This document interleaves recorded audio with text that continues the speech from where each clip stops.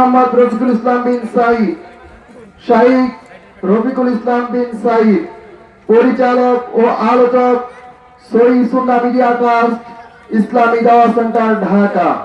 আমি মহতারামকে তার আলোচনা উপস্থাপন করার জন্য অনুরোধ জানাচ্ছি। আসসালামু আলাইকুম ওয়া রাহমাতুল্লাহি ওয়া বারাকাতুহু। ইন্নাল হামদালিল্লাহ আলহামদুলিল্লাহিল্লাযী ওয়াহদা ওয়াসসালাতু ওয়াসসালামু আলা মান লা নাবিয়্যা বা'দা। আম্মা বা'দু ফাআউযু বিল্লাহি মিনাশ শাইতানির রাজীম। ওয়া মান আযলামু মিম্মান ইফতারা আলাল্লাহি কাযিবা।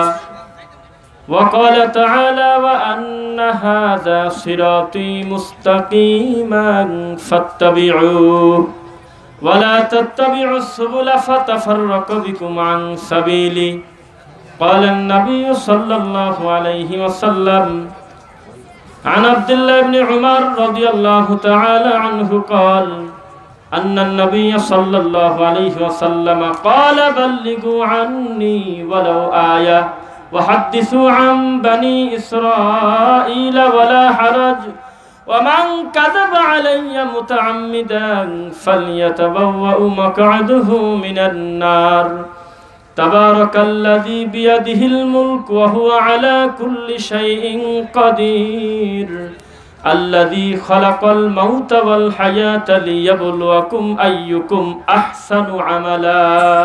الحمد لله. اللهم صل على محمد وعلى آل محمد كما صليت على إبراهيم وعلى آل إبراهيم إنك حميد مجيد. اللهم بارك على محمد وعلى آل محمد كما باركت على إبراهيم وعلى آل إبراهيم إنك حميد مجيد. আলহামদুলিল্লাহ। সকল প্রশংসা আল্লাহর জন্য, আল্লাহর দরবারে শুকরিয়া আদায় করছি। আলহামদুলিল্লাহ। শান্তি অবতীর্ণ হোক আল্লাহ রাসূলের উপরে সাল্লাল্লাহু আলাইহি ওয়াসাল্লাম। আল্লাহুম্মা সাল্লি আলাইহি আল্লাহুম্মা বারিক আলাইহি। কেমন আছেন সকলে? আবার বলেন, কেমন আছেন সকলে? করোনা এখন যে পরিমাণ আছে, যে পরিস্থিতিতে আছে, এর চাইতে যদি আগামীকাল সকালে 10 গুণ আরো বেশি আকার রূপ নেয়, তবুও মুখ দিয়ে আমরা একটা কথাই বলবো, তা হলো আলহামদুলিল্লাহ। কেননা আল্লাহ যদি আমাকে শাস্তি দিতে চান, আবার টেস্টের ভেজাল করা লাগে, মুহূর্তের ভিতরে 100 কোটি সেকেন্ডের ভিতরে দাবায় দেওয়ার ক্ষমতা আল্লাহর আছে কিনা? এগুলো একটা সুযোগ দিচ্ছে আপনাকে ভালো হওয়ার জন্য। আর সিটার বাটপার তারা যদি এটাকে যদি রিয়েলিটি মনে করে, যদি রং তামাশা মনে করে এখান থেকে শিক্ষা না নিতে পারে, ফানজুরু কাইফা কানা আকিবাতুল মুকাজ্জিবিন, পরবর্তী প্রজন্ম এই প্রতারকদের দেখে শিখবে। আর কি করার আছে? খায়রিহি ওয়া শাররিহি মিনাল্লাহি তাআলা। অনেক আগে আমরা আল্লাহকে বলেছি, আল্লাহ ভালো আর মন্দ সকল অবস্থায় আমরা তোমারই শুকরিয়া আদায় করব, সব তোমার পক্ষ থেকেই হয়। তবে যেই সমস্ত মন্দটা মনে হচ্ছে আমাদের বড় বিপদ, যাহারাল ফাসাদু ফিল বাররি ওয়াল বাহরি বিমা কাসাবাত আইদিন নাস, জলে আর স্থলে এমন কোনো বিপর্যয় নাই যা মানুষের নিজস্ব হাতের কামাই না। তাহলে আমি যদি কর্ম করি খারাপ, তো আমার তো কিছু বিষয় আমাকে মানতে হবে, হবে কিনা?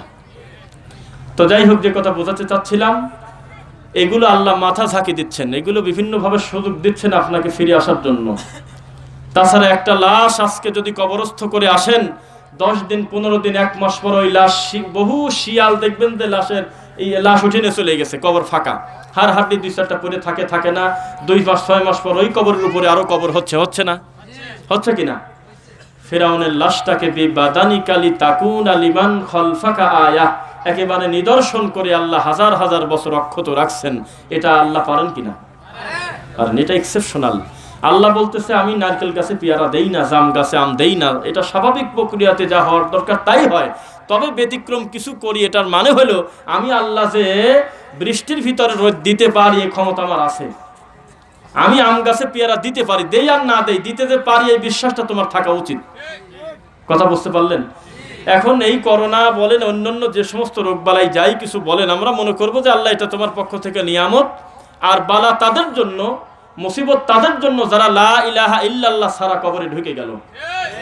আর যেই লোকটার ভাগ্যে লা ইলাহা ইল্লাল্লাহ জুটেছে ইমানের অবস্থা, সে চাপা পড়ে মরলেই কি, খেরেবাজি পড়ে মরে গেলেই কি, রাস্তাঘাটে পড়ে মরে গেলেই কি, একজন মুমিনের একটা পিপিলিকা পর্যন্ত তার গায়ে কামড় দেয় না, একটা ছোট কাঁটাও তার শরীরে ফোটে না, যেই কাঁটা তার গুনাহ মাফের জন্য আসে নাই। সুবহানাল্লাহ।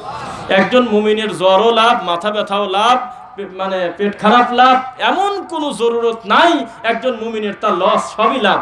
কেননা আপনি যদি 20 বছর কাউকে হাতুড়ি পিটা করেন এই দুনিয়ার হাতুড়ি দিয়ে, ওই লোকটা যদি মরে যায় 20 বছর পরে, মরার আগের দিন এই কথা বলা তার ঠিক হবে না যে কবরের 1 মিনিটের আযাব আমি পেয়ে গেছি। কথা বোঝা যাচ্ছে কি? কোন মানুষকে যদি 3 ঘন্টা আগুনে জ্বালায় পোড়ায় দেন, যদি জীবিত থাকে না মরে, মরার আগে যদি তাকে মাইক্রোফোন নিয়ে গিয়ে বলেন যে একটু বলেন তো দেখি যে জাহান্নামের আযাবের 3 মিনিটের আযাবের সমান পাইছেন আপনি, ও যদি বলে হ্যাঁ, তাহলে ও মিথ্যাবাদী। কেন? এটা তুলনীয় কোনো আযাব না। তো সুতরাং দুনিয়াতে যদি আমরা একটু কষ্টে থাকি, যদি কিছু জরুরত, কিছু বালা মুসিবত আমাদের আসেও, সত্যিই যদি আমরা আল্লাহর ইমানদার মুমিন বান্দা হয়ে থাকি, লস আছে নাকি? কোনো অসুবিধা নেই, অন্তত এই বড় খাঁটি পিঠার থেকে বাঁচলাম। বোঝেন নেই? 2-4টে লাথি গুলি বেটার দেন একেবারে মরে দেওয়া। বোঝা যাচ্ছে কি? আপনি একটা ছেলেকে একটা লাথির বিনিময়ে আপনি গাড়ির চাকার তলে পড়া থেকে বাঁচায় দিলেন, হয় হাতই ভেঙে গেল, অসুবিধা আছে তাতে? তো লাথিটা না দিয়ে যদি সোনার চাঁদ বলি, না না না, এত সোনার বাচ্চা, মাসুম বাচ্চা, মুকাল্লাফ বিশরঈ বেগুনা মাসুম, এই সোনার গায়েকে আঘাত দেওয়া যায়? তাহলে একবারে চাকার নিচে পড়ে জীবনটাই শেষ। তাহলে কিছু কিছু সময় 2-4টা কিল, গুড়ি, থাপ্পড়, একটু ধাক্কা, একটু জ্বর, একটু করোনা, একটু মহামারী, একটু হাম, একটু গ্যাস্ট্রিক, বিভিন্ন বালা মুসিবত, এটা মানিয়ে নেন, এটা অসুবিধার কিছু না। অনন্তকালের জান্নাত আপনার জন্য রেডি আছে ইনশাআল্লাহ। এটা খুব বেশি বড় বিপদ না। মাতা নাসরুল্লাহ নবীর মুখ দিয়ে বের হচ্ছে যে আপনি আর কবে সাহায্য দিবেন। তার চাইতে তো ভালো আছি আমরা নাকি? অনেক ভালো আছি আমরা। তাও আবার শুকরিয়া আদায় করছি, আলহামদুলিল্লাহ। আপনারা আবার বলেন, আপনারা কেমন আছেন? আলহামদুলিল্লাহ। কথা বলবো তো আজকে ইনশাআল্লাহ। এটা আমাদের ঘরের কথা, আজকে আমাদের ঘরের মানুষকে নিয়ে বসেছি আলহামদুলিল্লাহ। এই জন্য আমরা প্রাণ ভরে 2টা কথা শুনবো। আমার বক্তব্যের আজকে আলোচ্য বিষয় শুনবেন, কি বলবো? আলোচ্য বিষয় হলো বেশি আমল সমান সমান সুন্দর আমল। বেশি আমল বনাম সুন্দর আমল ইনশাআল্লাহ। আল্লাযী খালাকাল মাউতা ওয়াল হায়াতা লিয়াবলুয়াকুম আইয়ুকুম আহসানু আমালা। সূরা মুলক আল্লাহ সুবহানাহু ওয়া তাআলা বলতেছে, আমি তোমাদেরকে হায়াত আর মওত সৃষ্টি করেছি এই কারণে কে কার চাইতে কর্মে উত্তম। আপনি রাগ করবেন না, আমাদের ওই হুজুরদের আল্লাহ অন্য কারণে ভালোবাসুক, এই কারণে যে ভালো না বাসে মাফ করে দিয়ে দিক। তারা মানুষ। আমাদের কি বোঝাইছে আপনি জানেন? বোঝাইছে হলো কি, যে আমি এই জন্য তোমাকে হায়াত আর মওত দিছি যাতে কে কার চাইতে বেশি আমল করে আমার কাছে আসতে পারো। একটা লম্বা সময় এটা আমাদের বোঝানো হয়েছে। তা আমরা খালি রাকাত সংখ্যা বাড়া গেছি সমানে, ও 80 রাকাত পারে আমি 120 রাকাত মেরে দেবো, মানে রাকাত সংখ্যার প্রতিযোগিতা করছি। বিশ্বাস করেন এটাই হয়েছে। সবে বরাতে যেই 4 জন আমরা গোটা রাত ছিলাম, ওই 4 জনকে বিচার করা হয়তো রাকাত সংখ্যা বেশি কারো হলে বেশি ভালো মানুষ। একটু যদি ঝুমা আসতো, ঘুমা ভাব টান দিয়ে তুলি, বলতো যে এই সময় ঘুম না পারি তো 4 রাকাত নামাজ পড়তে পারতে। তার মানে রাকাত সংখ্যা যত বাড়াবেন দুনিয়ার চোখে আপনি ভালো মানুষ তত। একটা গ্রামে 10টা মসজিদে খতম তারাবি হয়, নাম শুনছেন? কোরআন মাজিদ গোটাটা সালাতের ভিতরে তেলাওয়াত করা হয়, কিয়ামুল লাইলের ভিতরে, সালাতুল লাইলের ভিতরে, তারাবির ভিতরে। এই 10 জন হাফেজের ভিতরে সবচেয়ে ভালো হাফেজকে গ্রামের লোক মনে করে যে 18 মিনিটে 20 রাকাত মেরে চলে গেছে, ও ভালো হাফেজ।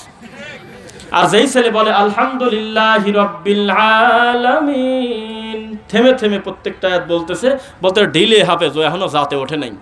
ওর মতন এক টানেওয়ালা 10 দিন পর্যন্ত পড়া লাগবে, এটা একটা গতি।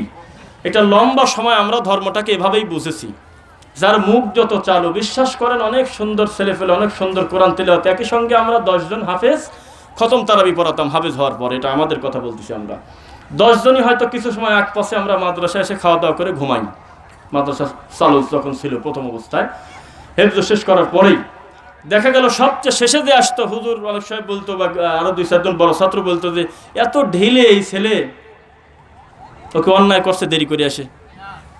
তাহলে আমাদের থেকে ও একটু ভালো করে পড়ছে, তাই তো বোঝা গেল দেরি করে আসার কি কারণ থাকতে পারে। অথচ ও সবচেয়ে অবহেলিত।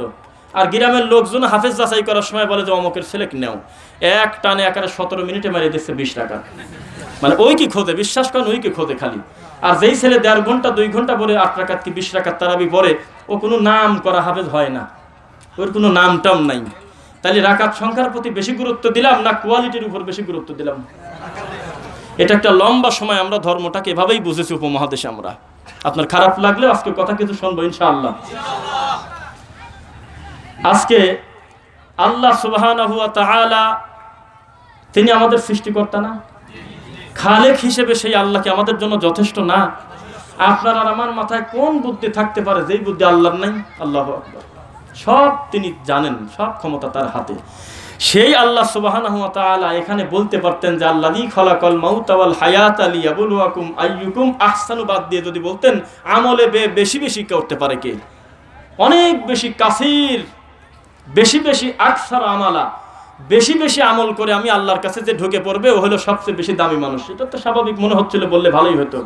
কিন্তু আহসানু আমালা বললো, যদিও বলছে এক কথা, আমরা টানি নিয়ে আসলাম অন্যটা। বলতেছে ইন্নাল্লাহা মালাইকাতাহু ইউসাল্লুনা আলান নবী ইয়া আইয়ুহাল্লাযীনা আমানু সাল্লু আলাইহি ওয়া সাল্লিমু তাসলিমা। আল্লাহর কথা না? তা আমি মনে করেছি এটা হলো মিলাদ পড়ার খাস দোয়া। আমি দরুদ, যেটা মূল দরুদ, সেটা বাদ রেখে আমি ওটা খাটো করে টানিয়ে চলে যাচ্ছি সাল্লাল্লাহ। তাহলে আল্লাহ বোঝাচ্ছে একটা, কিন্তু আমি বুঝতেছি আর একটা, ঠিক কিনা? আল্লাহকে এইটাই বুঝাইছিল আপনাকে। আল্লাহ বললেন যে অনুনাজ্জিলু মিনাল কুরআনি মা হুয়া শিফাউন ওয়া রাহমাতুল লিল মুমিনিন। গোটা কোরআন মাজিদটা আমি শিফা হিসেবে তৈরি করছি। তুমি নিজে কোরআন মাজিদ পড়ো। কোয়েল আছে আশপাশে, অনুনাজ্জিলু মিনাল কুরআনি মা হুয়া শিফা। আমার এই গোটা কোরআন মাজিদটা নাজিল হয়েছে তোমার জন্য শিফা। সুবহানাল্লাহ। এখন হুজুর মনে করছে আমি কাটি প্যাকেট করে গলায় দিলে দিলি হয়ে গেল শিফা, চিকিৎসা। অথচ আল্লাহ ওইটা বোঝায় নাই। আল্লাহ বুঝাইছে কি, যে একটা মানুষ ওর চাইতে বড় রোগী আর কি হতে পারে? যার ভিতরে শিরিক রয়েছে, যার ভিতরে কুফর রয়েছে, ওর চাইতে বড় রোগী আর দুনিয়ায় হয়? এই লোকটার জন্য সবচাইতে উত্তম চিকিৎসা হলে আমি আল্লাহর কোরআন মাজিদ। এটা কোরআনই সম্ভবত না, এটা হলে আমি আল্লাহর কোরআন মাজিদ। এই কোরআন যদি কোনো বান্দা পড়ে তাহলে প্রতি হরফে 10 নেকি। কথা কি বোঝা গেল? 10টা নেকি পাবে সে। ফালাহু আশরু আমসালিহা। একটা হরফও যদি পড়ে প্রতি হরফে 10টা নেকি পাবে। আর এই অনুযায়ী নিজে আমল করবে, অন্যকে বলবে, তাহলে আল্লাহর কোরআন মাজিদের সৌন্দর্য মানুষের কাছে প্রকাশ হয়। এটাই তো বুঝলেন নাকি? এখন আমি মনে করলাম যে এত ভেজাল তো আমার না, যেহেতু এটা চিকিৎসা, তাহলে আমি কাটি আমি মানুষের গলায় ঝুলিয়ে দিয়ে দেবো। তাহলে আমরা কিন্তু অন্যটা বুঝি। আল্লাহর মুখের কথাটা উল্টায় দিছি কিনা একটু বলেন তো একবার। আল্লাহ বলল আহসানু আমালা। পৃথিবীর ইতিহাসে সলফে সলেহিন থেকে কোন মুহাদ্দিসিনে কেরামের এই চিন্তা মাথায় যায় নাই যে আহসানু আমালার অনুবাদ আমরা তাফসিরে লিখে রাখবো বেশি বেশি আমল যে করতে পারে। এটা করে নাই, কোনোদিনও লেখে নাই কেউ। সকলেই লেখছে আহসানু আমালা শব্দের অর্থ আমালুন সালেহ, নেক আমল। আমলটা হবে মুহাম্মদ সাল্লাল্লাহু আলাইহি ওয়াসাল্লামের হুবহু অনুসরণে। ওইটার নাম হলো আহসানু আমালা। কিন্তু আমরা রাকাত সংখ্যার উপরে যখন বৃদ্ধি করেছি, যখন হিসাব নিকাশ করা, তখন এই সলাতের নিজস্ব সৌন্দর্য আমরা হারায় ফেলছি। কথাই বুঝেন নাই মনে হয়। আমরা সলাতের মূল সৌন্দর্য থেকে সরে গেছি রাকাত সংখ্যা বাড়ানোর জন্য। ইসলাম কি কঠিন এটা মনে করেন আপনারা? আপনি যদি বলেন যে এই দেশে থাকি এত পায়ে পায়ে ধরলে চলা যায় না, সৌদি চলে যাও গা, তাহলে কোনোভাবে বলতে চাচ্ছেন যে বাংলাদেশের জন্য আল্লাহ আপনার উপর জুলুম করছে। নাউজুবিল্লাহ। ওয়ামাল্লাহু বিযাল্লামিল লিল আবিদ। আল্লাহ বলতেছে আমি আমার আবেদ, আমার দাসের উপরে জুলুম করা হারাম করে নিছি। সুবহানাল্লাহ। ইন্নী হারামতু যুলমা আলাই। আমি আল্লাহ নিজেই বলতেছি আমার দাসের উপরে জুলুম আমি করি না। তাহলে আমি যদি বলি আল্লাহর হুকুম বিধানটা খুব জটিল, খুব কঠিন, মানা কষ্টকর, এই দেশে থেকে মানা যাবে না, আমি পরোক্ষভাবে আল্লাহর উপরে দোষারোপ করতেছি না? কথা বলতেছেন নাকি সাইডে? কোনো কথা না বলে একটু সামনের দিকে আগে আসবেন। আর ওখানে খুব বেশি প্রয়োজন না থাকলে দিনী ভাইয়েরা একটু কষ্ট করে আপনারা এইদিকে চলে আসবেন ইনশাআল্লাহ। তো যে কথা বলতেছিলাম, আল্লাহ সুবহানাহু ওয়া তাআলা আমাদের বললেনটা কি আর আমরা করলামটা কি? মানুষ যদি আল্লাহর দেখানো পথে যদি শান্তি খুঁজে না পায়, অন্য পথে গিয়ে যদি বলে পাইছি সুখ, ওটা কি সুখ হলো? যেই লোক বলতেছে সালাত ঠিকমতো আদায় না করলে অন্তরের কোনো ত্রুটি নাই, ভালো আছে, ওটা কি মন ভালো হলো? যেই মন 5 ওয়াক্ত সালাতে আল্লাহকে সিজদা দেওয়াতে পারে না, ওটা অসুস্থ মন। তো সুতরাং যারা জাগতিকভাবে মনে করতেছে পর্যাপ্ত জিলাপি নিয়ে আমরা খুশি আছি, অগণিত তাবিজের ভিড়ে আমরা ভালোই আছি, লাখো টাকার হাদিয়ার ভিড়ে তো আমাদের চাপে, আমাদের নারায়ে তাকবীর, আমাদের মারহাবার, আমাদের গতির কাছে ওরা তো ঢাকা পড়ে গেছে, আমরাই সবচেয়ে বেশি মাঠে। মূলত তুমি অসুস্থ, তুমি রোগী। যেই অন্তর কোরআন এবং সহিহ হাদিস দিয়ে তৃপ্ত হয় না, ওই আত্মাকে আমরা সুস্থ আত্মা বলতে পারি না। কি করে বলতে পারি? আমরা সকলে এখানে যারা আছি কোরআন এবং সহিহ হাদিস মানতে প্রস্তুত কিনা? ইনশাআল্লাহ। যদি তাই হয় তাহলে আমাদের চাইতে সুখী মানুষ আল্লাহর মাটির উপরে আর নেই। কেননা মরার পর যেটা টিকেই থাকবে সেইটা মানতে যদি আমাদের কষ্ট না হয়, আমাদের চেয়ে বড় সুখী আর কে আছে? লিল্লাহি তাকবীর, আমরা খুশি আলহামদুলিল্লাহ। তো রাকাত সংখ্যার উপরে আমরা একটা লম্বা সময় গুরুত্ব দিয়েছি। পরবর্তীতে দেখলাম যে সূরা মুলকের দ্বিতীয় আয়াতে এই কথা বলে নাই আল্লাহ, আমি বুঝে নিছি অন্য কিছু। সময় সময় প্যান্ট শার্ট পরাওয়ালা বোঝে, সৌদি আরবে রাস্তা ঝাড়ু দিয়ে অফিসিয়াল কাজকর্ম করে সে আল্লাহর সঠিক দিন নিয়ে বাড়িতে আসে। 30 বছর বুখারি পড়ানোওয়ালা মুফতি বোঝে না, তাহলে হেদায়েত আল্লাহর পক্ষ থেকে আসে? আসে কিনা? যদিও আমার প্রবাসী ভাইদেরকে কটাক্ষ করা হয়, তার যথেষ্ট কারণ আছে। কেননা এই ফরিদপুরে আল্লাহর ঘরটা ভেঙে দেয় নাই ওরা। তো কথা বলতে বলতে আমি বললাম যে আপনাদের এই মহল্লায় সবচাইতে আগে সহিহ আকীদার দাওয়াত শুরু করছে তাকে একটু বলেন। তো এক লোক বলতেছে যে আমি 13-14 বছর আমি সৌদি আরব ছিলাম, ওখান থেকে এসে। তো উনি কথার এক পর্যায়ে একটু মজা করে বললেন, এই মসজিদ ভাঙা যত অশান্তি সব গোড়া হলো আমি যে কি কারণে আমি সৌদি গেলাম, আমি যদি সিঙ্গাপুর যেতাম তাও তো কাম হইতো, আমি যদি অন্য কোনো রাষ্ট্রে যেতাম অথবা বাংলাদেশেই পড়ে থাকতাম, অন্য ব্যবসা বাণিজ্য করতাম, তাহলে এই ভেজাল আর হতো না। আমি কেন যে সৌদি গেলাম, কেন যে আল্লাহ সঠিক দিনের বুঝ আমার দিল, আমি কেন যে ওই খোদা নিয়ে এসে দেশের মানুষকে সঠিক কথা বললাম, এই জন্য মসজিদ ভেঙে দিয়েছে। কথা কি বুঝতে পারলেন? ব্যাপারটা তাই হয় নাই। তার মানে ওই হুজুরই তো অনুবাদ করতেছে যে আমার পক্ষ থেকে একটা কথাও যদি জানা থাকে, এই কথাটা নিজের ভিতরে সীমাবদ্ধ না রেখে আরো 5 জনকে বলে দাও, তাই না? সেই লোক চাচ্ছে যে আপনি নিজে আমল করেন, তাও চায় না, মানুষকে বলেন তাও চায় না, আবার ও আমল করবে তাও চায় না। এটা কি হইল? কোন ধরনের কথা আপনি একটু বলেন? এটাই বর্তমান পরিস্থিতিতে হয়েছে। তাহলে মনে আছে কি সেই কথাটা, যারা আমাদের মাহফিলকে বন্ধ করে দেয় ওরা ভয় পায়, আমরা কিন্তু ভয় পাই না, আমরা খুব খুশি। আমাদের মাহফিল তোমরা যত বন্ধ করে দিবে জাতি তত স্পষ্ট বুঝতে পারবে, কেননা যেখানে বাধা আসে সেখানে একটা আগ্রহ জন্ম নেয়। ব্যাপারটা কি কারণে এরকম হইল? তখন সত্য উদ্ঘাটন করতে গিয়ে যে দেখে যে তাবিজের ব্যবসায় আগুন লাগার কারণে তারা এই কাণ্ডটা করছে। জিলাপি খুরমা শুকে যাচ্ছিল এই কারণে, আর অন্য কোনো কারণ নেই। আমি বলছি মনে আছে যে আগে 301 টাকা দিয়ে তাবিজ রেখে দিয়েছে, এক টানে ঝাড়িয়ে দৌড় তাবিজ নি, খুব খুশি। অথচ ওই ঘরের থেকে তারই ছেলে এসে ওই একই হুজুরকে বলতেছে তাবিজ বলে সেরেক হুজুর। হুজুর বিপদে, বোঝেন নাই? এক মরা মানুষকে নিয়ে বছরে 4 বার কুলখানি করছে, মিনিটে মিনিটে বক্সাইছে কোরআন মাজিদ। সেই লোকের ঘর থেকে তার নাতি বের হয়ে এসে ওই একই হুজুরকে বলতেছে এইটা বলে বিদাত, এটা বলে শিরিক। আল মাইয়িতু ইয়াযযাবু বিমা নিহা আলাই। এইভাবে মানুষকে জড়ো করে, মৃত মানুষকে কেন্দ্র করে আনুষ্ঠানিকতা করলে নাকি মৃত মানুষকে কষ্ট দেওয়া হয়। তাহলে হুজুর তো বিপদে, বিপদে কি আপনি আমি? বারবার একই কথা অভিযোগ আসে। আমাদের মসজিদের খতিব সাহেব খুতবায় উঠেই বলে যে হলে আহলে হাদিস কাফের, সহিহ আকীদার লোক কাফের, ইহুদির দালাল। এই দেখেন কাগজ আছে, ইংরেজদের থেকে আসছে, বিভিন্নভাবে বলে। তা আমি বললাম যে বলতে দেন, উনি হলো খুব বিপদে আছে এই জন্য এই কথাগুলো বলতেছে, খুব বিপদে আছে। কেননা ওর আর কোনো কর্ম নাই, ওর মন চাচ্ছে যে আমি 2টা হাদিস অনুবাদ করি বা অন্য কোনো বসরির গল্প করি, অন্য কোনো জিলানির বাপের বড়ই খাওয়ার গল্প করি, আমি মোহাম্মদ কিটু হরিণের গাছের সাথে বাঁধে রাখি, কিন্তু পারতেছে না, বিপদে। ওই সামনে যখন দেখে যে প্যান্ট শার্ট পরে হলেও আমাদের সহিহ আকীদার 2-4 জন আছে, তখন ও টেনশনে শুকে যাচ্ছে, যা বলবো না ধরা খাওয়া যাবে না, কি দরকার আন্দাজে খালি গালিয়েই যাবো খালি। এই জন্য জুমার খুতবার সময়টা এইভাবে নষ্ট করতেছে। তাহলে মূলত ও তো আরো দিন দিন মূর্খ সাজতেছে না? এই ভেজাল বাদ দিয়ে যদি রাসূলের 3টা হাদিস অনুবাদ করার চেষ্টায় লেগে যেত, তাহলে লোকটা একটা অজানা জিনিস জানতে পারতো না। তাহলে টেনশনে আপনি না ও যত কোটিপতি হোক, টেনশন ঢোকা দেন মাথার মধ্যে পড়ে গেছে একবার, জান। তো টেনশনে হুজুর শেষ, আমার কোনো সমস্যা নেই, আমার কোনো টেনশন নেই। আমাদের সহিহ আকীদার একটা দিনী ভাই যদি রাস্তাঘাটে পায়, গ্রামে পায়, তা কত গালাগালি করে। তো রাস্তাঘাটে চলতে দেয়, কত বড় বড় উঁচি লেভেলের হাইব্রিড হুজুরের সাথে, কত মুফতির সাথে দেখা হয়।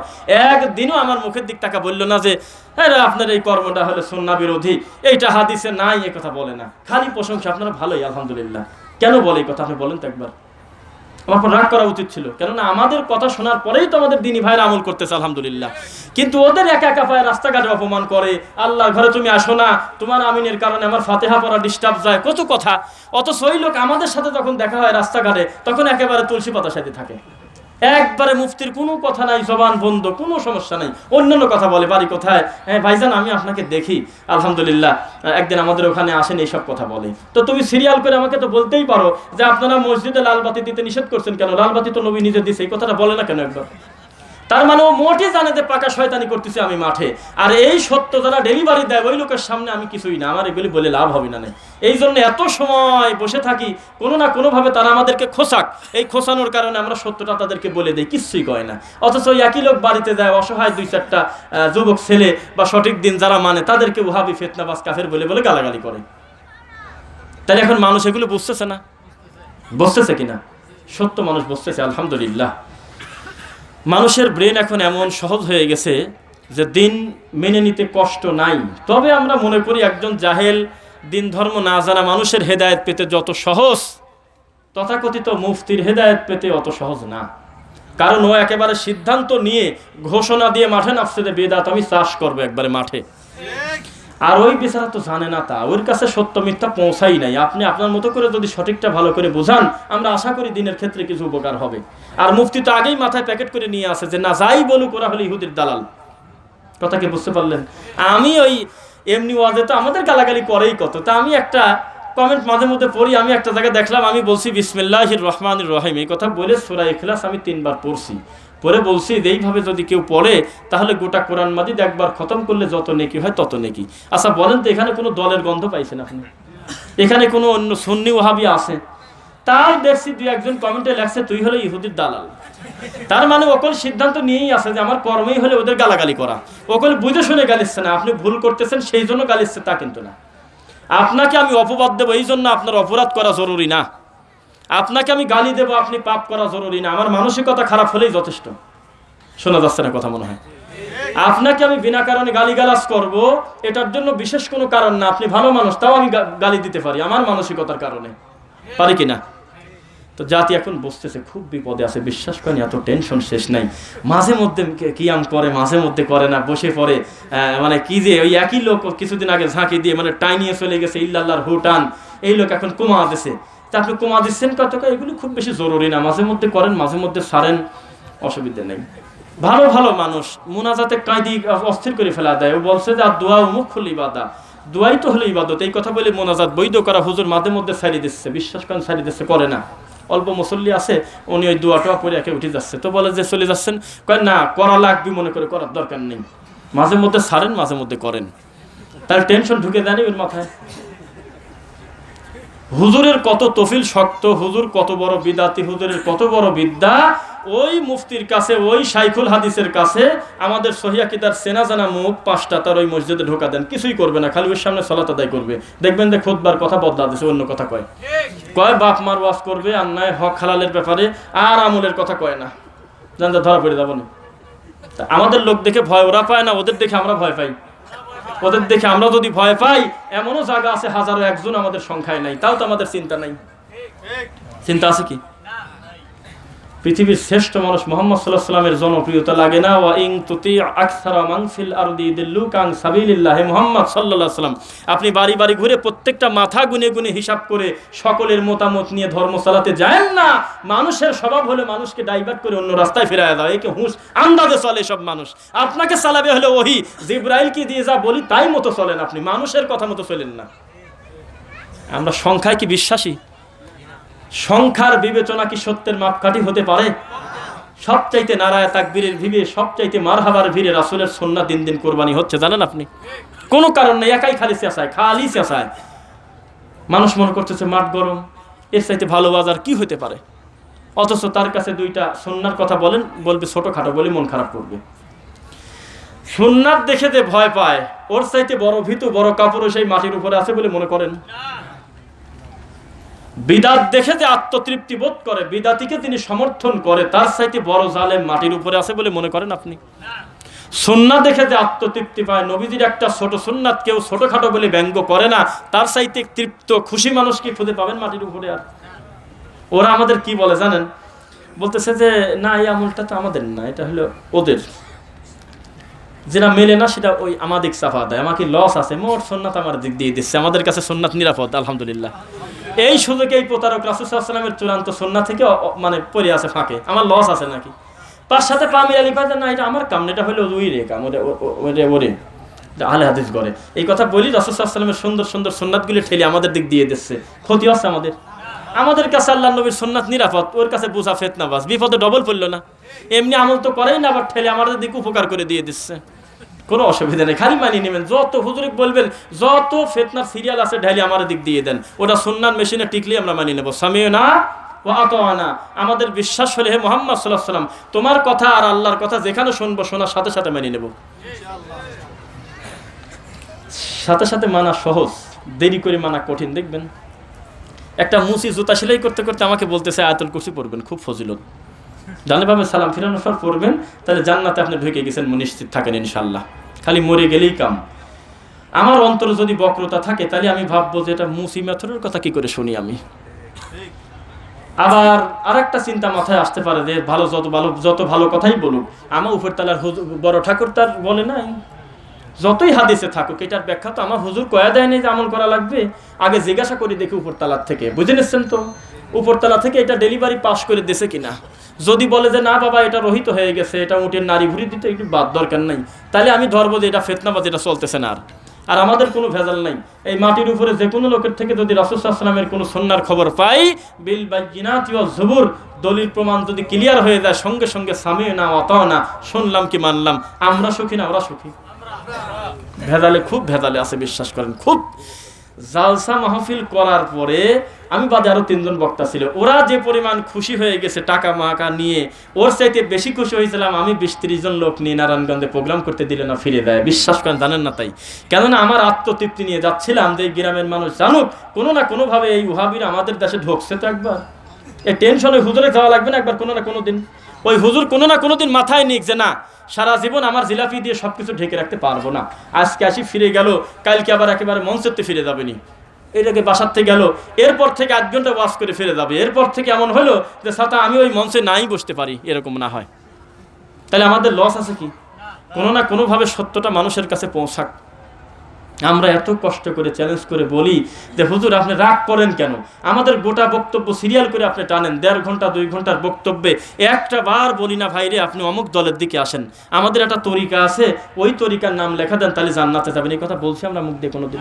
আমরা বলি যে আল্লাহর দিকে যাও, মুহাম্মদ সাল্লাল্লাহু আলাইহি ওয়াসাল্লামের দিকে যাও। এটা কি অপরাধ হতে পারে বলেন তো একবার? কোনোদিন এটা অপরাধ হতে পারে না। সুন্নাহ যারা মানতে নারাজ, সুন্নাহ যাদের কাছে নিরাপদ না, তারা ছোটখাটো বলে ব্যঙ্গ করে সরায় দিচ্ছে। আমাদের কাছে মুহাম্মদ সাল্লাল্লাহু আলাইহি ওয়াসাল্লামের সুন্নাহ নিরাপদ, আলহামদুলিল্লাহ। আমাদের কাছে নিরাপদ। আমাদের কাছে নবী মুহাম্মদ সাল্লাল্লাহু আলাইহি ওয়াসাল্লামের কোনো সুন্নাহ তো অনিরাপদ না, আলহামদুলিল্লাহ, আমাদের কাছে নিরাপদ। যে কথা বলতেছিলাম, আমরা সুন্দর আমল চাই না বেশি আমল চাই? বেশি কথাটা এখানে চলে না কেন জানেন? আমি পরে ভাবলাম যে ব্যাপারটা কি, বেশি আমলের কথা লেখে নাই কেন। পরবর্তীতে বুঝতে পারলাম যে বেশি আমল দিয়ে, বেশি বলতে বেশি বোঝায় না। আপনি পারেন 20 কেজি 30 কেজি দেওয়া মানে বেশি না? কথা বোঝেন না দেখি। প্রতিদিন 1 কিলো হাঁটেন, এটা হলো একটা স্বাভাবিক সীমারেখা। আজকে 3 কিলো হাঁটলেন, 2 কেজি বেশি হাঁটলেন না? তো আল্লাহ আপনার ইবাদত বেশি দেবে, এটা আপনি কি করে মাথায় নিলেন? যেই আল্লাহ প্রতিদিন 7 আসমান থেকে নামে আসি প্রথম আসমানে আপনার গুনাহ মাফের জন্য ডাকে, ওই আল্লাহ কি করে আপনার বোঝা বেশি চাপাতে পারে? উনি ইবাদত অল্প দিয়েছে আমার বান্দার যাতে জুলুম না হয়, কিন্তু আপনি টানি রাবারের মতো বলাইছেন ওইগুলি। এক একটা সুন্নাতকে ঢেকে আছে অন্তত 30টা কচুরিপানা, নোংরা বিদাত, কুসংস্কার দিয়ে, জানেন আপনি? এখন এই কুসংস্কার, এই কচুরিপানা টানি সরাবের গেলি, এই কচুরিপানা যারা পরবর্তীতে দিছে তার ভেজাল, আর কোনো কারণ না, কোনো কারণ না।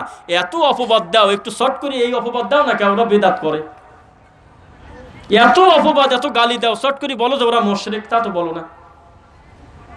আমরা রাত দিন বলি তোমার এই কর্মটা বিদাত, তুমি একটু সাহস করে আমাদের 5টা কি 10টা সিরিয়ালে বলো যে এই দলের ভিতরে এই 5টা 10টা বিদাত আছে, বলো তো, তা বলে না। তাই পৃথিবীতে পাপই তো আল্লাহর হকে সবচেয়ে বড় 2টা, একটা হলো মুহাম্মদ সাল্লাল্লাহু আলাইহি ওয়াসাল্লামকে না মানার নাম বিদাত, আল্লাহকে না মানার নাম হলো শিরিক, নাকি? এই 2টা অপরাধে যদি আমরা অপরাধী না হই, কোন অপরাধ আর আছে এর চাইতে বড় বলো তো দেখি? যে লোক মানুষ হত্যা করে ও নেকি মনে করে করেন, আপনি জানেন? মানুষ হত্যার চাইতে বিদাতি বেশি ভয়ঙ্কর, আমরা এই কথা বলতেই পারি। কেননা মানুষ হত্যা প্রতিদিন মানুষ করে না, বিপদে পড়েও কিন্তু মানুষ করে, মানুষের কামড় দেয়। দেখবেন আপনিও সাপ দেখে ভয় পাচ্ছেন, কোন দিক যাব না যাব, সাপও মনে করতেছে মরে সারলাম, এই ঘোজাঘুজি করতে করতে এটা কামড় দিয়ে বসছে। মূলত এমনও হতে পারে ও জীবন বাঁচানোর জন্য এই কামটা করলো, ও আপনাকে বাসার থেকে টার্গেট করে নিয়ে আসে না, এই ওকে কামড় দিয়ে মারিয়ে দেবো আমি। কথা বুঝতে পারলেন কি? বোঝা যাচ্ছে কথা? তো আমরা যে কথা বলতেছিলাম, বেশি আমল আমাদেরকে আল্লাহ দিয়ে বোঝা চাপাচ্ছেন এটা মনে করেন না। আর বিদাত যে কথা বলতেছিলাম, বিদাত কেন এটার চাইতে বেশি খারাপ? পরের ঘরে ঢুকে প্রতিদিন জেনা করা যায়। যত বড় নিকৃষ্ট লোক হোক, ছেলে ফেলে বড় হলে চক্ষু লজ্জা ওই অন্যায় আর করে না। বহু মানুষ বহু জেনা বা বিচার করছে, পরবর্তীতে বিয়ে শাদী করার পর একটা ভারত্ব চলে আসছে শরীরে, সে আর ওই ধরনের নোংরা কাজ করে না, তওবা করে বহু লোক ভালো হয়ে গেছে, হয় নাই? কেননা ওই জেনা করার সময় কেউ বিসমিল্লাহ বলে না যে আমি একটা নেকিতে ঢুকে গেলাম, তা মনে করে না কেউ। কোনো দিন কোনো লোক একটা বদনা পর্যন্ত চুরি করার সময় ভাবে না যেহেতু এটা ছোট জিনিস, একটা বদনা চুরি করা নেকির কাছে, এটা মনে করে না কোনোদিন। জাগতিক সকল অন্যায়কে মানুষ অন্যায় মনে করেই করে, এই জন্য তার ফিরে আসার একটা সুযোগ কিন্তু থেকে গেল, যেহেতু লোকটা জানেই যে অন্যায়। অভাব অনটন চলে গেলে বা ভুলভ্রান্তি আল্লাহ কোনোদিন যদি হেদায়েত দেয় হয়তো সঠিক পথে আসবে। কিন্তু বেদাতি আপনার আগে দৌড় দিয়ে জান্নাতে ঢুকতে চাচ্ছে, ও কি করে ফেরে? আপনি তাকায় আছেন হলো মুয়াজ্জিন যা বলে আপনিও তাই বলবেন, শুধু হাইয়া আলাস সালাহ আর হাইয়া আলাল ফালাহর সময় কি বলবেন? কিন্তু বিদাতি মনে করতেছে এতে যথেষ্ট না, আমার সোনার নবীর নাম চলে আসছে, আমি যখন সাল্লাল্লাহু আলাইহি ওয়াসাল্লাম আর মুহাম্মদ রাসূলুল্লাহ যখন বলবে আশহাদু আন্না মুহাম্মাদুর রাসূলুল্লাহ, আমি ফু দিয়ে মাথা ঝাঁকি দিয়ে চোখ মুছে চোখের জ্যোতি বাড়া ছাড়বো। তো এত পরিশ্রম যে লোক করতেছে আমার সোনার নবীর নাম শুনে চুমা টুমা দিয়ে প্রত্যেক নামে 3 বার করে মোছে, তাহলে ওকে জাহান্নামে যাওয়ার জন্য এই কাম করতেছে। ও কিন্তু চাচ্ছে আপনি হাঁটে গেলে ও দৌড় দিয়ে জান্নাতে যাবে, বোঝা মনে যাচ্ছে না? চুপ করে বসে আছে, কখন মুহাম্মদ রাসূলুল্লাহ শুনবো তখন আমি জ্যোতি বাড়াবো।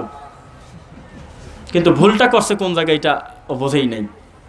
ওই একই লোকে আপনি বলেন যে এটা কেন করলেন, আপনি এই কেন কথাটা বললে আপনি ধমক খাবেন। কি বলো তুমি? আমার বয়স আজ 60 বছর, আমি এখনো চশমা ছাড়া কোরআন পড়ি, হলে আমার সোনার নবীর নাম শুনে চোখ মোছার কারণে চোখের জ্যোতি বেরিয়ে গেছে, এটা নামে বরকত আছে।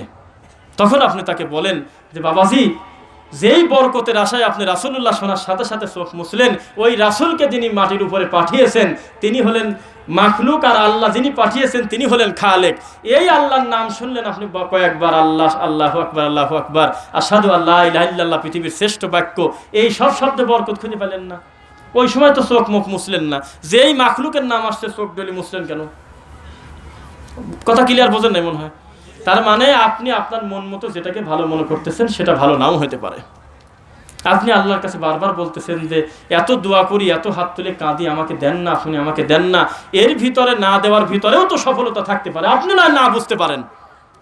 আপনি আল্লাহকে এখন বলতেছেন যে এখানে মানে একটা ব্রিজ আছে নাই, আল্লাহ আমার ছেলে প্রতিদিন কষ্ট করে অফিসে যায়, আমাকে এত ভালোবাসে, এত মহব্বত করে, আপনি আগামীকাল সকালে অন্তত একটা ভালো গাড়ির ব্যবস্থা করে দেন, হোন্ডা, আমার ছেলে নিয়মিত অফিস করবে, একটা ইয়ামাহা এফজেড গাড়ি দিয়ে দেন।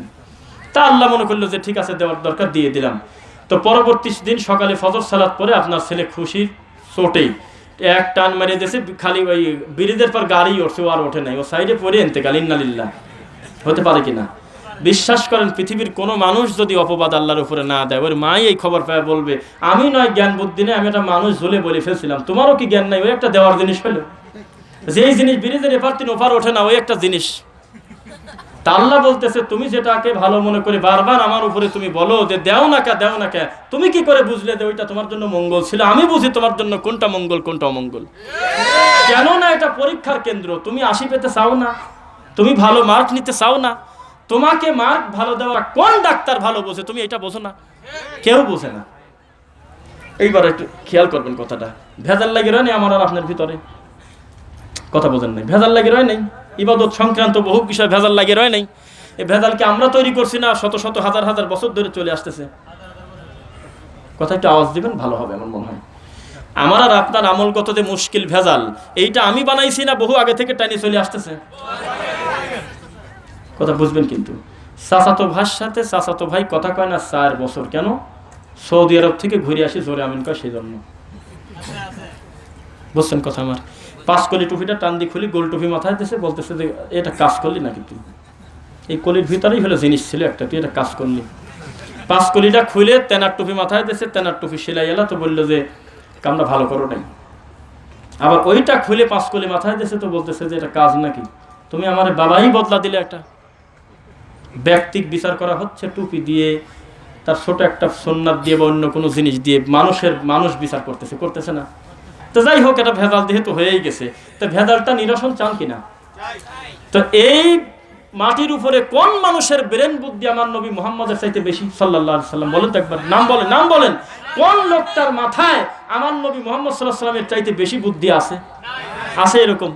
তা আপনি কোথায় যায় চাচির কবর, কোথায় চাচি কাঁদে, কোথায়, ব্যাপারটা এরকম হয় নাই? আপনি কার কাছে দেওয়ার সমাধান চাচ্ছেন? আমার আর আপনার ভিতরে আমলগত যত সমস্যার সমাধান দেবে হলে কোরআন এবং রাসূলের সহিহ হাদিস। আপনি টাইনি চলে গেছেন হলে অন্য অধিকার বলতেছেন ওরা ফিতনাবাজ, ওরা ভাগ করে রাখছে। ভালো কথা, আমি ভাগ করছি, তুমি জোড়া দিবা কি করে? তোমার বাবাকে ডেকে নিয়ে আসি না কোরআন আর হাদিস ডেকে নিয়ে আসি? তুমি খালি চাচা আর কবিরা ঐক্য চায় না, এরা হলো ফিতনাবাজ, এ দেশে কত কিছু হয়, এরা ঐক্যের কথা বলে না। তো কত তোমার চাই বেশি আমি চাই, আমি যাচ্ছি কোরআন আর হাদিস নিয়ে, তুমি আসতে চাও হলো ঠাকুর বাবার গল্প নিয়ে। তো এইভাবে হয় কোনোদিন? চলো দুইজন আমরা এক জায়গায় বসি, কোরআন আর হাদিস কেউ না কেউ নিয়ে আসুক, নিয়ে এসে মাঝখানে বসাক, আমরা চারদিক গোল হয়ে বসি। যেই লোকটা মাথা নত করে যাবে আর বলবে এই দুইটাই মানিয়ে নিলাম, ও হলে আমার ঐক্যের ভাই। আর যে বলবে যে এগুলো আমার বোঝা কাম না, আমার বাবা হুজুর পাশ করে দিয়েছে কিনা তারপর কথা, তাহলে আপনি মনে থাকেন যে অভিনয় করতেছে, মূলত ঐক্য চায় না। পাগল হয়েছেন নাকি আপনি? ঐক্য মুহাম্মদ সাল্লাল্লাহু আলাইহি ওয়াসাল্লাম দিতে পারে না, আল্লাহর কোরআন একজন ব্যক্তি আর একজন ব্যক্তির মহব্বতে জোড়ায় দিতে পারে না। আর কোন জিনিস পারে মানুষকে মিল মহব্বত করায় দিতে? আপনি খালি জায়গায় জায়গায় সম্মেলন করে বলতেছেন যে এরা ঐক্য চায় না, এরা ঐক্যের কথা বলে না। নাম তো বলি না কোনো সময় আমি, আমার ইসমাইল চাচার মতো আবার না বলা লাগে, ইউটিউব আলারে দোষ। এরা ওইটুক কাটিয়ে দিতে পারে নাই। বাবা রে, ওইটুক কাটিয়ে না দিতে কি উপকার করছে তুমি বুঝবে না। তা ইউটিউব আলারে বলে দোষ বলেন, এইসব মিডিয়ার দোষ আছে। ও যা আমি বলতেছি তাই দিবে না, নাকি বানা নিয়ে আসো বাড়িতে? তো বলতেছে যে আমি যে রফিকুল ইসলামের সাথে আমি যে অমুক মাঠে যে বিয়াদবিটা করছি, এটা কাটিয়ে দিলেও তো পারতো। এটা কথা কাটিয়ে দিবি, ওইটি আগে দিবি। তো যে কথা বলতেছিলাম যে কাটিয়ে দেওয়ার দরকার নেই, তারপরে বলি, আমি ভাবে নাম বলি না। সরমনে একটা গ্রুপ না, আহলে হাদিস একটা গ্রুপ না, একটা সংগঠন না, দায়িত্ব না, একটা বৈশিষ্ট্য না, একটা হেফাজত একটা বৈশিষ্ট্য, একটা গ্রুপ না, দল না। জামাত ইসলাম একটা দল না। প্রত্যেকেই কিন্তু আমরা যারা লা ইলাহা ইল্লাল্লাহ পড়ছি তারা আমাদের মুসলিম ভাই, আমরা অস্বীকার করব না। কিন্তু ভিন্ন ভিন্ন দল আছে কিনা? এক দল আরেক দলকে হিন্দুর চেয়ে বেশি খারাপ মনে করে। আপনার গাছ সাথে হলো সরমুনার দোকান, তার গাছ সাথে ফুরফুরার দোকান। সরমুনায় যদি বলেন যে সরিষার তেল আছে, যদি ফুরিয়ে যায় তো বলবি না যে সমস্যা কি, আমার ফুরফুরার অমুক ভাই আছে, ওর তেল নিয়ে যাবে। তো কবি যে পাশের দোকানে নাই বলেই দেখেন কোনো অচিন্তা আমার নাকি, তুমি কলতে নিবা না মরবে অচিন্তা আমার না। মানে কোনোভাবে চাচ্ছে না যে এই পীরের লোকের কাছ থেকে নিক, কেন ভিতরটা ছিঁড়ে চলে যাচ্ছে যে ও হলো খুব খারাপ পীর, আমারটা হলো মোটা পীর। আপনি জামাত ইসলামের একজন ভাইকে বলেন যে আপনার হেফাজতের সাথে হুবহু এক মিলে দিতে হবে, একবার হুবহু এক মিলতে হবে, আর ঝগড়াঝাটি করার দরকার নেই, সব এক হয়ে যান, মহব্বত করে একসাথে বসেন, তারা যা বলে তাই মানি নেন। তো বলবি না যে আমি এখনই বিষ খা মরে যাবো, তা ওদের ওইভাবে আমি তালে মেলবো না, আমার মতো মিলা লাগবে। আপনি কাউকে বলেন যে এই 5 লিটার টুপি আমার মতো এই টুপি মাথায় দাও, তো কবি যে না বিষ খা মরে যাবো, তাও এই কাম করবো না। বাংলাদেশে বহু প্রতিষ্ঠান আছে, গোল টুপিটা খুলে 5 মাথায় দিবেন, ওই মাঝাতে বাইর করে দিবেন, নিবেন নাম বহু আছে। তাহলে আমি এই কথা বলার উদ্দেশ্য কোনো দলকে না, আমি বোঝাতে চাচ্ছি যে তাহলে ঝামেলা একটা হয় নাই, সমাধান আসতেছে সামনে ইনশাল্লাহ বলেন, মানে সমস্যা হয় নাই তাই বোঝাচ্ছি। তা আমি সামান্য এক চিমটি চরমনাই আনলাম, প্রধান ডাকে নিয়ে আসলাম যে ভাই সাধারণ মানুষ হলে খুব ভেজালে পড়ে গেছে, ওই এরা যাতে কামড়ি না করে, আমরা 10 জন এক জায়গায় বসে আমরা একটা সিদ্ধান্ত নেই, আমরা পাশ করে আমরা এই উম্মতের মুশকিল চাই না, আমরা এক হয়ে যাই। এই উদ্দেশ্য খারাপ না ভালো? একবার জোরে বলেন তো। আমি সিদ্ধান্ত নিলাম আটরশির একজন সবচেয়ে বড় যিনি দায়িত্বশীল সে আসুক, মাঝভান্ডার থেকে তিনি একজন আসুক, প্রত্যেক ধর্মীয় দায়িত্বশীলদের ভিতর থেকে একজন প্রধান আসুক, আমরা ঘরোয়া একটা বৈঠক করে আমরা এক হয়ে যাবো, ঐক্য হয়ে যাবো। এই উদ্দেশ্য খারাপ না ভালো? আসলাম, এসে এক জায়গায় বসলাম, বসে আমরা একটা সিদ্ধান্ত নিলাম যে আমাদের ভিতরে যাই ছিল আমরা মিটে নিলাম, আমরা মুশকিল ভেজালে যাবো না, আমরা একে অন্যের ভাই, আমরা ইখওয়ানা হয়ে গেলাম। ওয়াতাসিমু বিহাবলিল্লাহি জামিয়া, শক্ত করে আমরা আল্লাহর রজ্জুকে আঁকড়ে ধরলাম, ভেজাল দরকার নেই। সালাতের ডানে বামে সালাম ফেরানোর পর আমরা কিছু খাওয়া দাওয়া করে আমরা আমাদের প্রত্যেক দলের একটা অনুসারী নাই, একটা ভিন্ন ভিন্ন গ্রহণযোগ্যতা নাই। আহলে হাদিসের লোক সে প্রকাশ্যে বলে দিবে তাদের অনুসারীদেরকে, দেখো তোমরা কিন্তু ওদের সাথে আরই করো না, আমরা এক হয়ে গেছি। চরমনাই বলবে শোনো যাই করো, জামাত ইসলামকে আর এসব ভেজাল করো না, ও আবার আর এক দলে বলবে, এটা একটা ব্যাপার। খারাপ কি? তো এই ঘোষণার সময় আছে আর 1 ঘন্টা, 1 ঘন্টা সময় আছে, আধা ঘন্টা হলে সুন্নাত দিয়ে ফরজ সালাত দিয়ে শেষ করবে, তারপর খাওয়া দাওয়া করবে। বিশ্বাস করেন এই ঐক্য 20 মিনিটও টিকবে না। ঘোষণা দেওয়ার আগেই কাটিয়ে যাবে। এত সময় বসলো, গাছে প্যারাক দুই তিনটা প্যারাক মারি লিখে রাখছে যে এই গাছে প্যারাক মারা নিষেধ। কথা বুঝতে পারলেন? মানে এক জায়গায় বসে সিদ্ধান্ত নিলাম যে আমরা আর ভেজাল করবো না, আমরা মিলিয়ে যাব। মাদক বিরোধী বিভিন্ন সমাবেশ হয় না, বুঝতেছেন না মনে হয়? তামাক দ্রব্য, মাদক, এই সমস্ত কুসংস্কার বা খারাপ অবক্ষয় থেকে ফেরানোর জন্য কিছু ঘরোয়া বৈঠক হয় সুন্দর, যে আমাদের ছেলেদেরকে উদ্বুদ্ধ করব যে এই সমস্ত নেশাদার দ্রব্য থেকে যাতে ফিরে থাকে। তো 3 ঘন্টার বৈঠকে 1.5 ঘন্টা পর তারা খুব অস্বস্তি হয়ে গেছে, তাদের খুব বিরক্তি এসে গেছে। একটা লম্বা সময় আমরা একটা না মাদক বিরোধী আন্দোলন করতেছি, মাঝখানে একটু ব্রেক নিচ্ছে হলে একটা সিগারেট খায়। ঐক্য হইল? তো ঐক্য সব সিদ্ধান্ত নিলাম যে আমরা ভাই ভাই আর ভেজাল করবো না, আমরা সব টুপিয়ালে এক হয়ে যাবো। যেই মাগরিবের আযান পড়বি তখনই ভেজাল, ইমামতের দেবকার। একামতিতে মুশকিল। একজন বলবে যে বেলাল রাদিয়াল্লাহু তাআলা হলো পৃথিবীর শ্রেষ্ঠ মুয়াজ্জিন, তার একবার চলে, আমার চলে না। আপনি ডবল একামত দিয়ে না, একবারই দেন। তারপর আরেকজন কবি যে আমার নামাই তো স্যার আমার সালাত টিকতেছে না, বহু কষ্ট করে মায়ের খেয়ে মুখস্থ করছি। আরেকজন বলবি এটা নয় বাদই দিলাম, কিন্তু ইন্নি অজ্ঞাত ছাড়তেছি না আমি। এরপর আরেকজন বলতেছে যে আমি কোনো ভেজালে যাবো না, সোজা আমি আল্লাহু আকবার বলে হাত বাঁধবো। তারপরে না কোনোভাবে ভেজাল করে কাউকে না কাউকে সামনে দিয়ে সালাতটা হয়েই গেল। ডানে বামে সালাম ফিরাই মুশকিল, একজন মাথায় হাত দিয়ে দিন পরে। আর একজন কবি আমি এখন একটু কিছু ক্ষমা চাইনি, একটু কাঁদি কাটি নেবো, হাত তুলে রব্বানা যালাম না। আর একজন বলবি যে এইসব ভেজাল আমার না, আমি ঘুরে বসবো, বসে আমি 33 বার সুবহানাল্লাহ, আস্তাগফিরুল্লাহ 3 বার, আল্লাহুম্মা আনতাস সালাম, লা ইলাহা ইল্লাল্লাহু ওয়াহদাহু লা শারীকা লাহু, বহু কর্ম আছে, এগুলো আমি সুন্নতি মাসনুদ দোয়া পড়ব। তখন রাগ করি কেবল এদিক ঘুরে বসছে, যেদিক কেন তো বলতেছে আব্বা হুজুরেরই হলে এই দিক দরবার।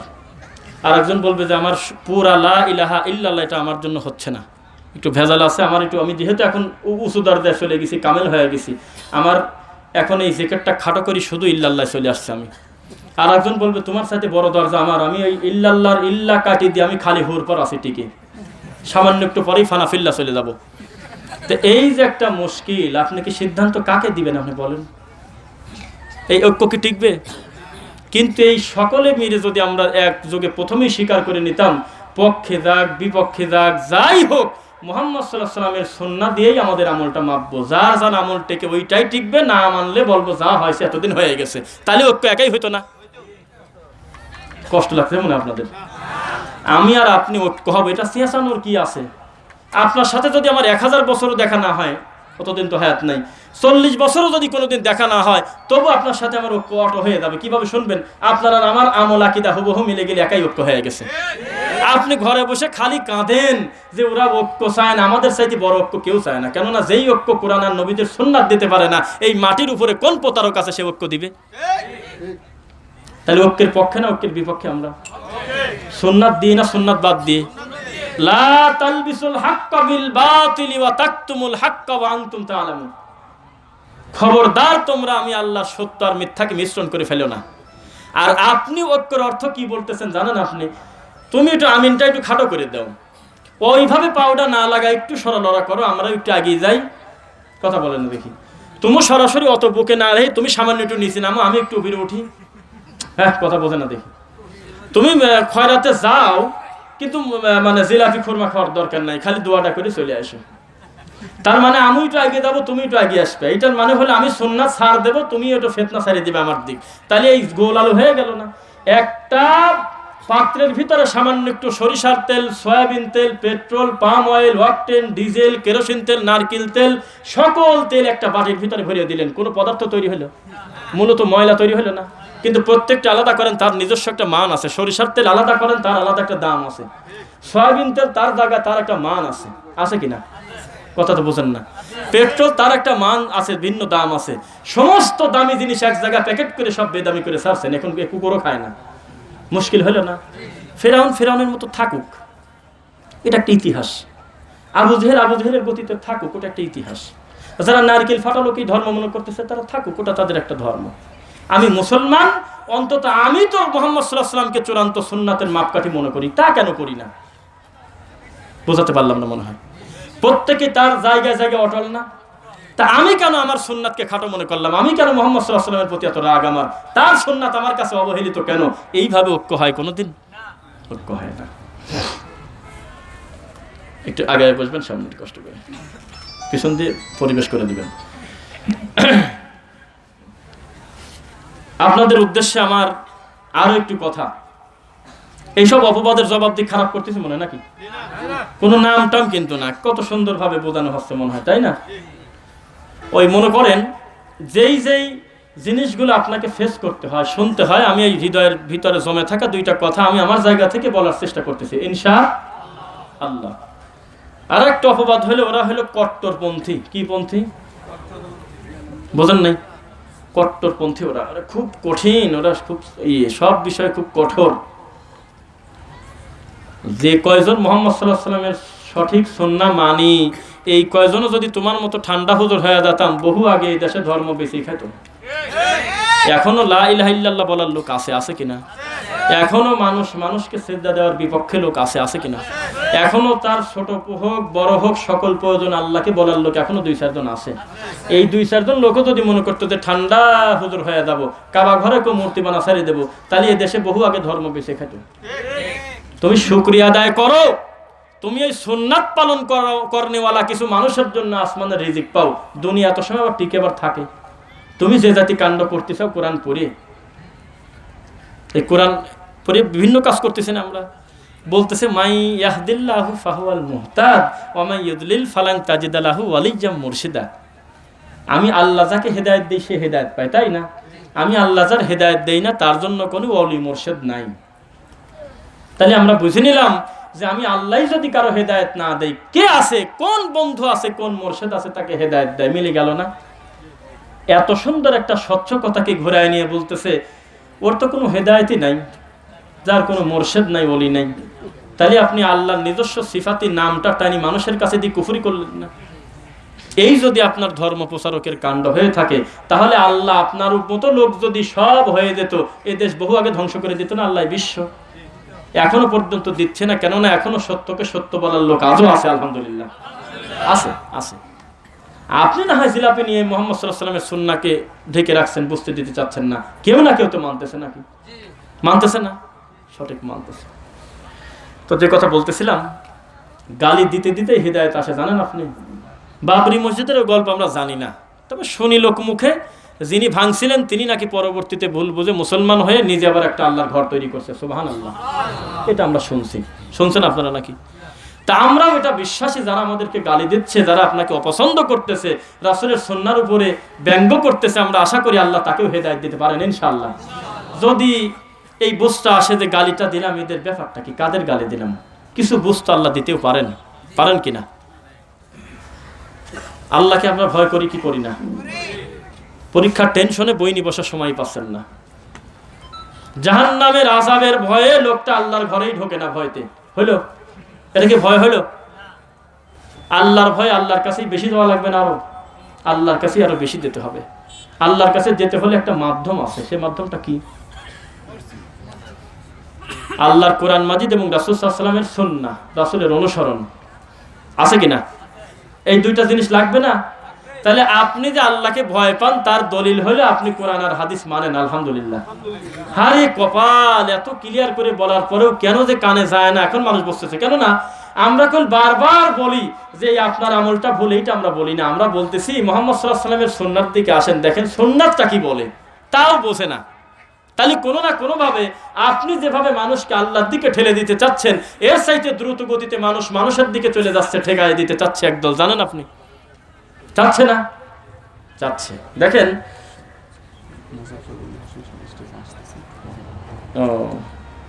এটা আচ্ছা এখন চলে আসবে। কয়টা বাজে ঘড়িতে দেখি নাই, কয়টা বাজে? 10:09। তো যাই হোক, তাহলে আর কথা আমরা বেশি সময় বলতে পারবো না হয়তো। ইনশাআল্লাহ আমাদের প্রধান অতিথি চলে আসছেন, আলহামদুলিল্লাহ। এই ব্যাপারে আমরা দুইটা কথা বলি। আচ্ছা, সালাতুর রাসূল সাল্লাল্লাহু আলাইহি ওয়াসাল্লাম, এই বইটা আপনাকে ঘামায়, এই বইটা আপনাকে সালাত সঠিকভাবে রাসূলের পন্থায় আদায় করার পরিবেশ করে দেয় নাই লাখো কোটি মানুষকে। আমাকে যদি কেউ আমাদের বুঝমান বা সহিহ আকীদার বুঝ আসে বা দিন ধর্ম নিতে পারে বা ব্রেনটা এখনো কেউ ওয়াশ করে নাই, সে যদি বলে যে সঠিক সালাতটা কোন ভাবে পড়বো, তাকে আমি সালাতুর রাসূলের পরামর্শ দেই। আর কেউ যদি বলে যে কেউ যদি কাউকে হাদিয়া দিতে চায় কোনো আলেমকে, তাহলে আমি জাল হাদিসের কবলে রাসূলুল্লাহ সালাত দেই। কেননা ওখানে পজিটিভও আছে, নেগেটিভটাও আছে। ও কোন যুক্তিতে সুন্নাহটা অমান্য করবে, সেই যুক্তি কেন ভুল সেটাও দেওয়া আছে। জাল হাদিসের কবলে রাসূলুল্লাহ সালাত। কথা কি বুঝতে পারলেন? সুতরাং মানুষের উপরে রাগ থাকতে পারে কিনা? রাগ থাকতে পারে না। মানুষের উপরে মানুষের রাগ থাকে, কিন্তু সুন্নাহর উপরে রাগ, মানে বইয়ের উপরে রাগ থাকে না, তা কি জানেন? এই জন্য লেখনী মানুষকে আজীবন বাঁচিয়ে রাখে। আজ যদি ইউটিউব কোম্পানি, ফেসবুক কোম্পানি যদি মনে করে বাঁচি সকল ওয়াজ আমি বন্ধ করে দেবো, পারে না? সব তার নিয়ন্ত্রণে, সব তার হাতে। কিন্তু সে যদি মনে করে সকল লেখনী, কোরআন মাজিদ, হাদিসের বই পড়ায় দেবো, রাতারাতি নাই করে দেবো, পারবে? এই জন্য আমাদের বক্তব্যের খেদমতের পাশাপাশি আমাদের কিছু লেখনী করার দরকার। এই আলোকে আমি একটা বই লিখেছি, ঈমান হারানোর ভয়াবহ কারণ। এটা হলো প্রাইমারি সেকশনের ডোজ। যে কোনো একজন বিদাতিকে, যে কোনো একজন পথহারা ব্যক্তিকে দিলে রাতারাতি আপনার উপর রাগ করবে না, কেননা ওখানে কোনো দলমতের কথা উল্লেখ নাই, আছে ঈমান হারানোর ভয়াবহ কারণ। এই 10টা কারণ আমি সেইভাবে সিরিয়াল করে সাজাইছি সাবলীলভাবে। প্রত্যেকটা পৃষ্ঠায় পৃষ্ঠায় খালি কথায় কথায় কোরআন এবং সহিহ হাদিসের রেফারেন্স দিয়ে গোটা বইটা আমি সাজিয়েছি আলহামদুলিল্লাহ। তো যেহেতু আমরা এখন আর কথা লম্বা করতে চাচ্ছি না, বইটা আছে এখানে আর কি, এখন সময় দেওয়াও তো মুশকিল। যার লাগবে বইটা আপনারা নিজ দায়িত্বে নিতে পারবেন ইনশাল্লাহ। আর আগামীকালকে লম্বা সফর না থাকলে আপনাদের চাইতে বেশি আগ্রহ নিয়ে আমি কাছে বসে বড় ভাই ডক্টর মুজাফফর বিন মোহসেন হাফিজাহুল্লাহর বক্তব্য গোটাটা শুনতে চাচ্ছিলাম, এটা মনে ছিল।